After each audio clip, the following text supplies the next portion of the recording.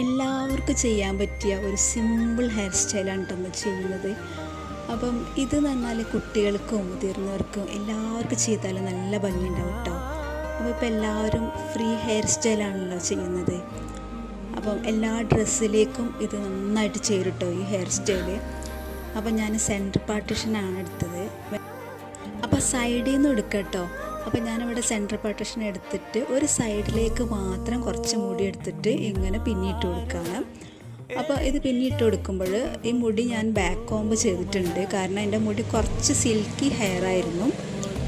പിന്നെ നമുക്ക് രണ്ട് സൈഡിലേക്കും ഇതുപോലെ മുടി ഇങ്ങനെ പിന്നിട്ട് കൊടുക്കാം കേട്ടോ. അപ്പോൾ ഞാൻ ഒരു സൈഡിലേക്ക് മാത്രമാണ് ഇങ്ങനെ പിന്നിട്ട് കൊടുക്കുന്നത്.